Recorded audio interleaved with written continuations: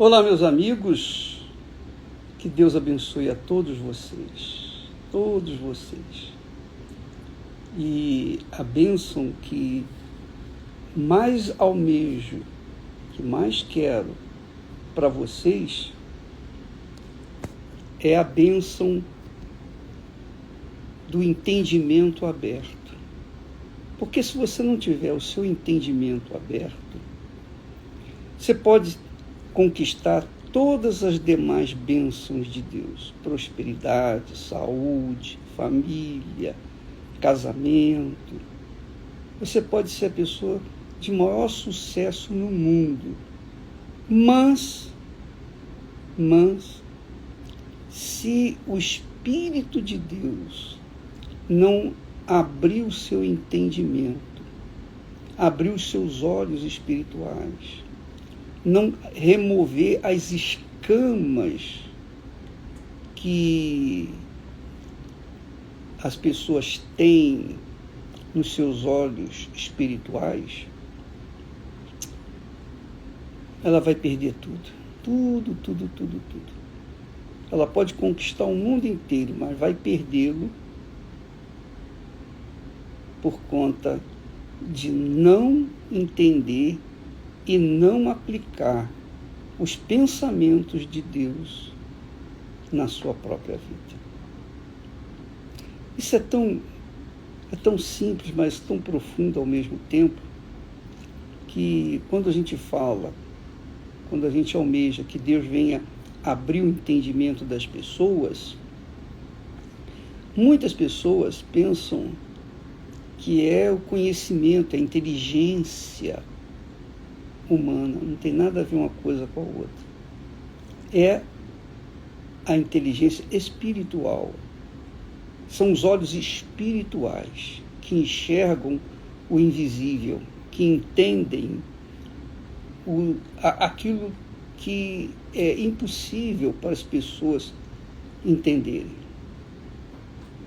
Então eu quero e peço a Deus, que eu mais peço é que Ele venha abrir o entendimento de vocês. O apóstolo Paulo, dirigido pelo Espírito Santo, diz que o Deus desse século, o diabo, referindo-se ao diabo, cegou o entendimento das pessoas.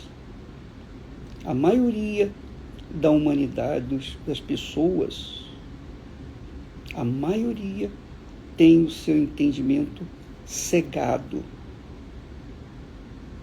E só quando a pessoa compreende a palavra de Deus, quando Deus remove o espírito do engano, o espírito da cegueira espiritual, é que a pessoa diz: ah, meu Deus, quanto tempo eu perdi, quanto tempo eu joguei fora, longe de ti. Eu estava na igreja, conhecia a letra, da palavra, mas não tive acesso ao espírito da palavra de Deus. Isso é muito importante. Aliás, por falar nisso, foi que que o rei Davi, na sua oração, seguindo aquele raciocínio que Davi reconhece o seu pecado e que ele disse: olha, eu pequei somente contra ti, Senhor. Porque ele considerava, e é a realidade, quando a gente comete um pecado, antes da gente cometer esse pecado com a pessoa, com o nosso semelhante ou contra nós mesmos, nós estamos cometendo pecado primeiramente com Deus, contra Deus. Então, em seguida ele fala assim: eis que em iniquidade fui formado, e em pecado me concebeu a minha mãe.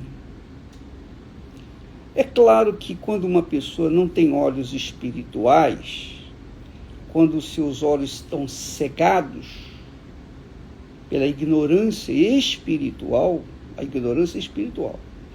Essa pessoa, quando ouve falar disso, poxa, peraí, como que uma criança, um feto, se desenvolve no ventre materno já em iniquidade, com iniquidade, em pecado foi concebido, se a criança nem foi gerada ainda.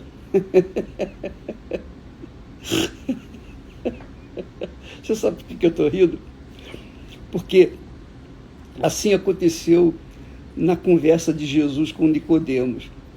Jesus disse para Nicodemos: Nicodemos, se você não nascer de novo, você não pode nem ver o reino de Deus. E Nicodemos, então, e ele era um mestre, ele era um homem culto, digamos assim, um cientista religioso. Ele conhecia bem a lei, ele conhecia perfeitamente a lei, a palavra, não conhecia o Espírito, claro. Então, Nicodemos respondeu: Senhor, mas como? Como eu? Ele não disse eu, mas como um velho pode entrar no ventre materno e nascer novamente? Quer dizer, Jesus falou deu para ele a dica de como ele tinha que acontecer com ele, nascer de novo. Ele então interpretou que o novo nascimento, a pessoa tinha que voltar ao ventre materno e nascer outra vez. Ora, aqui nesse texto de Davi, nessa oração, ele diz assim: eis que em iniquidade fui formado. Quer dizer, a formação dele, o corpo dele, o ser dele, a alma dele, foi formada em iniquidade. Obviamente, ele estava se referindo à geração dele. Ele foi gerado em iniquidade. Não que os pais dele estavam vivendo em pecado. Eles eram casados, muito bem casados, honravam o casamento. A instituição mais sagrada que existe na face da terra é o casamento do homem com a mulher. Então eles viviam dentro de um padrão ético, espiritual, que agradava a Deus. Jessé e sua mulher. Mas, por conta da natureza adâmica, quer dizer, a natureza de Adão e Eva, porque Adão e Eva eram puros, eles eram perfeitos. Eles foram criados com perfeição.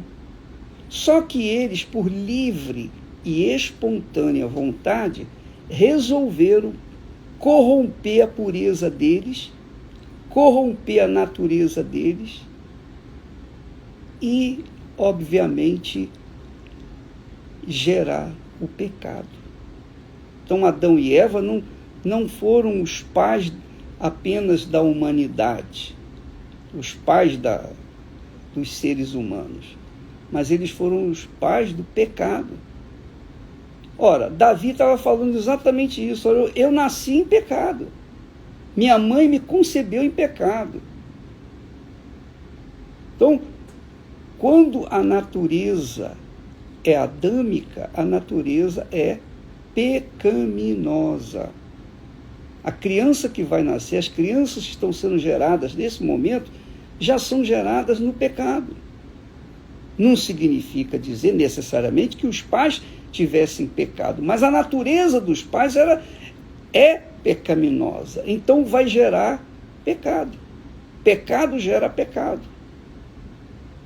Só quando a pessoa nasce de novo, só quando ela é gerada pela água, pelo Espírito Santo, que ela se torna filha de Deus. Então as pessoas não nascem filhos de Deus. Aquela conversa mole para boi dormir que diz assim: Deus me deu um filho. Deus deu um filho coisa nenhuma. Deus lhe deu condições para você ter filhos. mas foi você que gerou os filhos com o seu marido ou com a sua mulher. E é simples entender isso, se você não aceita essa ideia. A minha mãe teve, digamos, dos 33 filhos, sobraram 7. Dos 7 filhos, eu sou exatamente o do meio. Acima de mim tinha 3 e abaixo mais 3. Ora, o único que nasceu com defeitos fui eu. Eu nasci deformado. Por que eu nasci deformado? Se Deus fez os outros perfeitos, por que ele me fez deformado?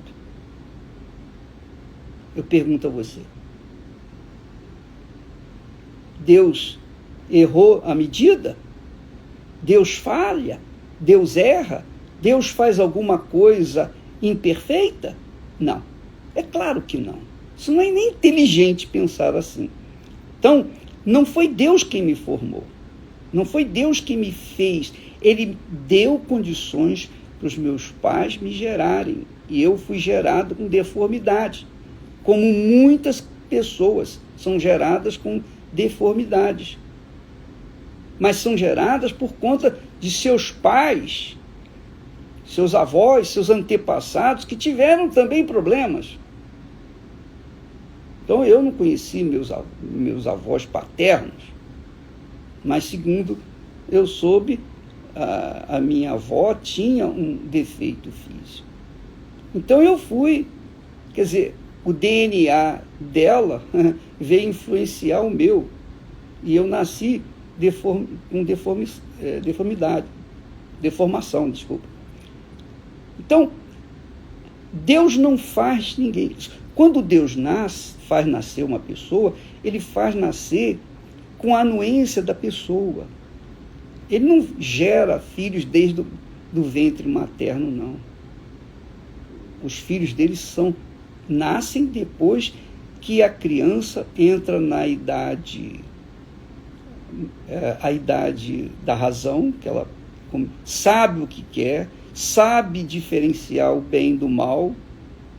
Então, essa criança, quando ela, na idade correta dela, ela tem essa consciência do que é certo, do que é errado, do que é justo e injusto, e ela decide entregar sua vida para Jesus, então ela é salva.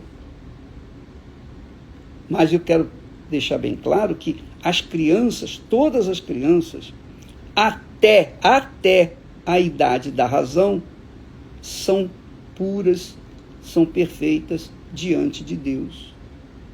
Não nasceram de Deus, nasceram de seus pais. Mas por conta da inocência, essas crianças, se morrerem crianças, elas vão direto para o céu. Jesus disse: deixai vir os pequeninos, porque dos tais é o reino de Deus, o reino dos céus. Então, eu quero que você saiba que todos nós nascemos com a natureza pecaminosa. Eu nasci com uma natureza pecaminosa. E por causa do pecado, eu fui, digamos assim, nasci com deformidade. O que não significa dizer que não havia jeito para mim, não. Deus um dia eu ouvi a palavra de Deus, eu conheci a palavra de Deus, e eu entendi o plano da salvação. E eu entreguei meu coração para Jesus. Eu entreguei meus sonhos, meus projetos pessoais. Eu entreguei tudo, eu coloquei tudo no altar. Removi a deusa que eu carregava comigo. O meu maior amor nesse mundo, antes de conhecer Jesus, era a minha mãe. Embora amasse também meu pai, mas a minha mãe era especial. Eu a amava mais do que tudo no mundo, mais do que tudo nesse mundo. Quando eu conheci Jesus, eu removi o meu amor da minha mãe, o transferi para o meu Senhor. Eu aceitei o plano da salvação. E a minha mãe se tornou um segundo na minha vida. Depois, quando eu me casei com a Esther veio a ser a segunda, e a mamãe ficou em terceiro. Por isso que existe aquele problema de nora e sogra, porque as mães ficam com ciúme dos seus filhos com as noras, e aí dá problema. Bem, mas só para você pensar, raciocinar, usar a sua inteligência. Então, um filho, quando vem, não vem pela vontade de Deus, vem porque os pais quiseram o filho. Às vezes, Jesus, lá em João, capítulo 1 do Evangelho de João, diz que uns nasceram da carne, outros nasceram do sangue, outros nasceram da vontade do homem. São 3 tipos de nascimento. Mas há quem nasça do Espírito Santo. E eu nasci do Espírito Santo. E essa é a nossa luta, levar você a nascer do Espírito Santo, se ainda não o fez. E o novo coração envolve isso. Para você ter um novo coração, você precisa ter um encontro com Jesus.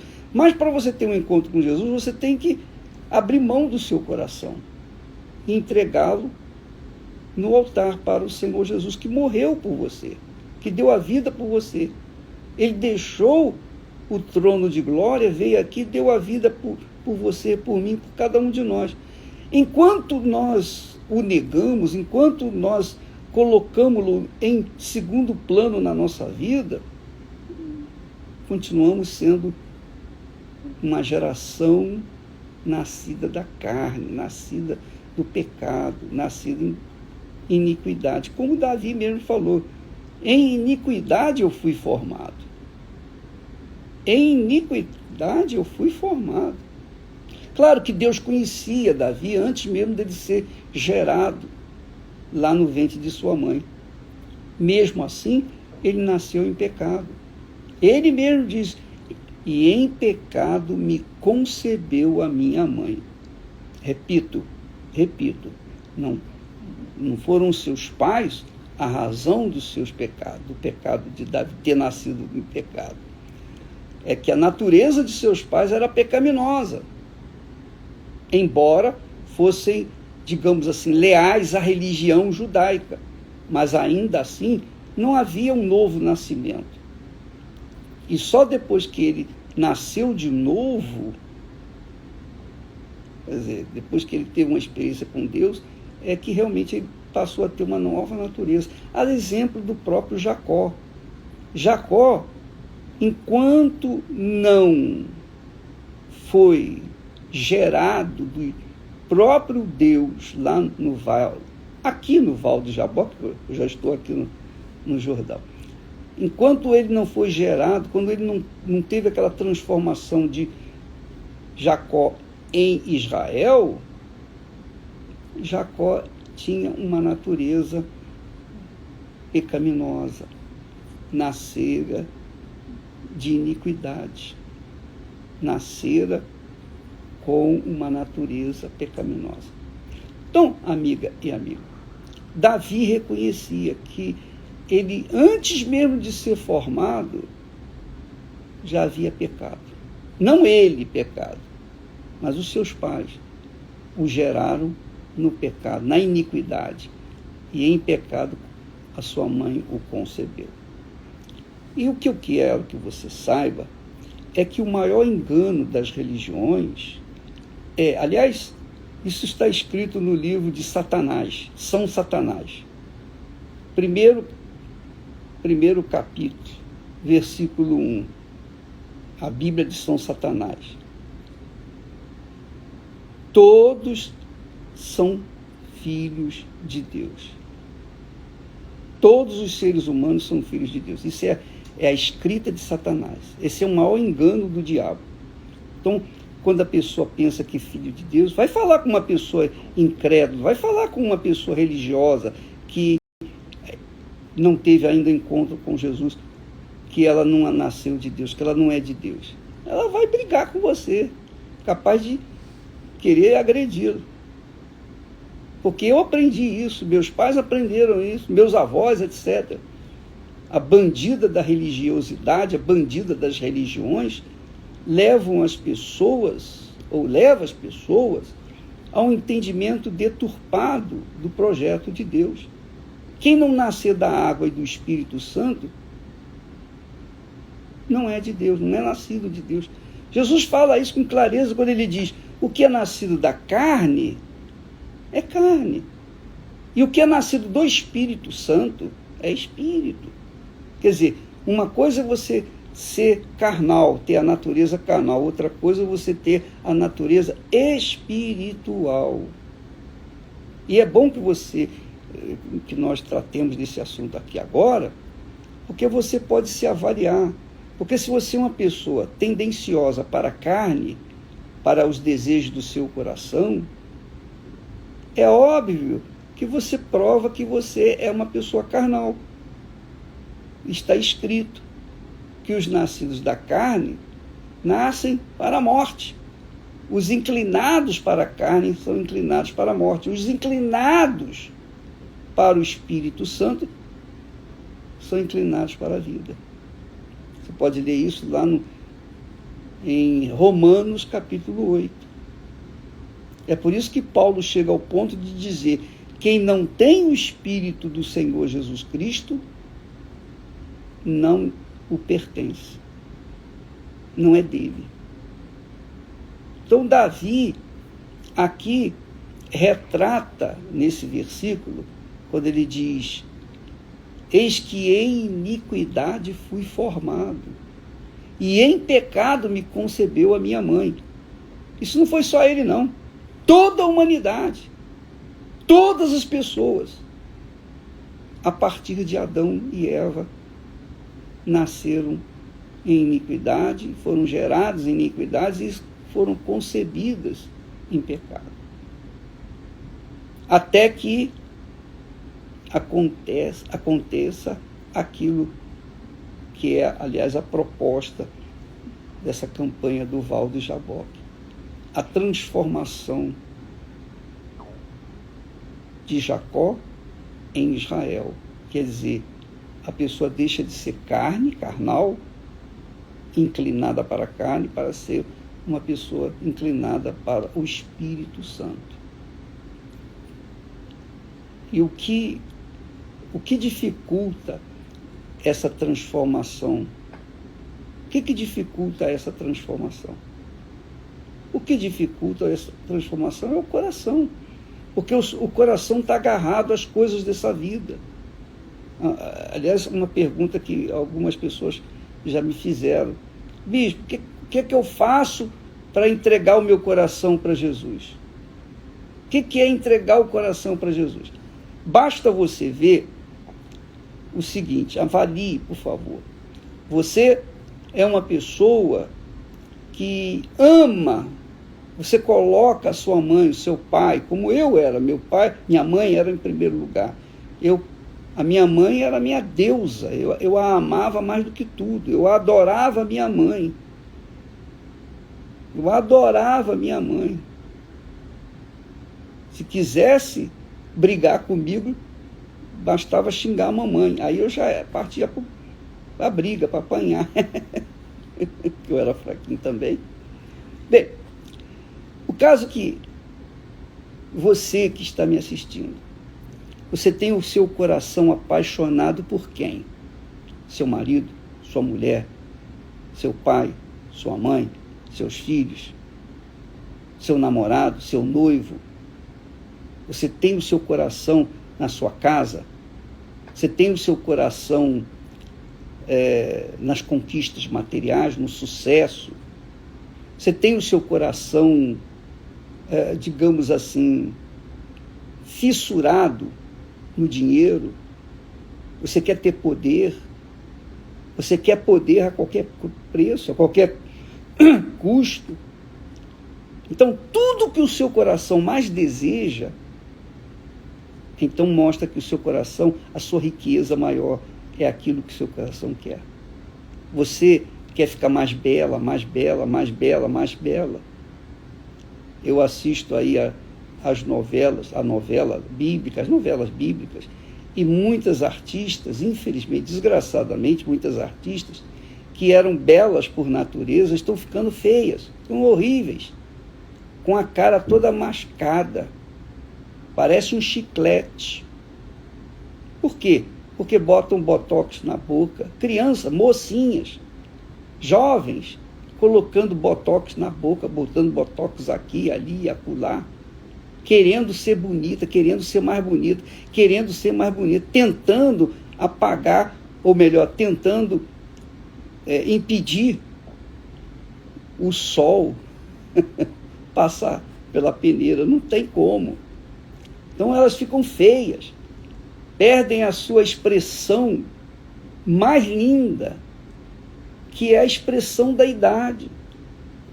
Quando a pessoa é nascida de Deus, ela prioriza o seu interior, os seus valores morais, espirituais. Mas quando a pessoa não é nascida de Deus, quando é nascida da carne, ela aprecia mais a sua beleza física, o que ela olha no espelho. Então ela sempre vai ver um defeito no seu rosto. Sempre vai ficar vendo um defeito no seu rosto. Porque ninguém é perfeito, ninguém nasce perfeito. Todos nós nascemos com defeitos. Uns mais, outros menos. Às vezes o nariz da pessoa é um pouquinho para a esquerda, outros é um pouquinho para a direita. Outros o nariz é perfeito, mas um olho é maior do que o outro. Um lado é maior do que o outro. Então, querer consertar, querer arrumar isso, preocupado-se com isso, ou preocupando-se com isso, a pessoa quer porque quer fazer plásticas e mais plásticas e mais plásticas, e sofre horrores. Nós temos visto aí imagens de artistas que eram lindíssimas, hoje parece uma estátua, um mausoléu. Por quê? Porque quiseram mudar o seu exterior, se preocuparam com a sua beleza física. Então, você quer entregar o coração para Jesus? Você tem que deixar isso tudo. Você tem que abrir mão disso. Eu vou me cuidar, eu vou me banhar, eu vou me arrumar, eu vou, se tiver de colocar um batom, não tem problema. Se quiser pintar, não tem problema. O que não se deve fazer é priorizar a beleza física, porque essa beleza física, cedo ou tarde, ela vai desaparecer. E a beleza espiritual, quem tem a beleza espiritual, vai permanecer. Quanto mais velho, é igual vinho, quanto mais velho vai ficando melhor. E eu posso falar isso para você. Eu posso falar isso para vocês. Graças a Deus. Então, amiga e amigo, a mulher ou o homem que coloca no seu coração a vaidade em primeiro lugar, mostra que ela é carnal, ou ele é carnal, que ele é nascido em pecado, foi concebido em pecado, que tem a natureza pecaminosa. E quer entregar o coração para Jesus, coloca tudo isso no altar. Isso é mais caro do que qualquer dinheiro, qualquer ouro, qualquer bem, qualquer patrimônio que se coloque no altar. E é aí que muitas pessoas não entendem. Tem que dar tudo. O que adianta você colocar todo o ouro no altar de Deus e manter o seu coração consigo? Não adianta nada. É por isso que Davi fala, e nós vamos ver isso nesses próximos dias, que sacrifícios de animais não te agradam, porque eu poderia fazê-los fácil, matar animais e colocar no altar. Mas Deus quer mais. Deus quer o coração. Deus quer a sua vontade, quer as suas cobiças, as suas vaidades, os seus projetos pessoais, os seus sonhos pessoais. Então, todo o seu tesouro, a coisa que você mais prioriza nesse mundo, que se chama o seu tesouro pessoal, é ali que está o seu coração. E Jesus quer isso aí. Deus quer o seu coração, quer o seu maior tesouro. E se você não dá esse tesouro que você acha que é muito, muito, mas muito precioso, então você não tem direito a um novo coração, que é o coração divino, que é um coração que se submete, é submisso, humilde à mente do Senhor Jesus. Você está entendendo o que eu estou falando? Eu sei que a minha linguagem parece técnica, mas ela é espiritual. E para se entender essa linguagem, é claro que a pessoa tem que ter o Espírito Santo abrindo o entendimento, os olhos para poderem ver, os ouvidos espirituais para poderem ouvir.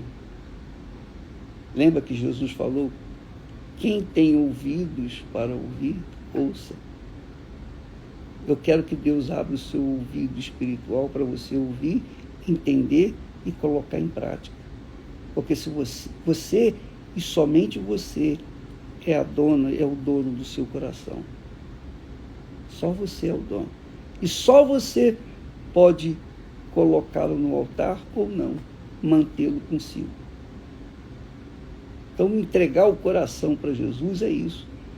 É você colocar todo o seu futuro, todo, 100%.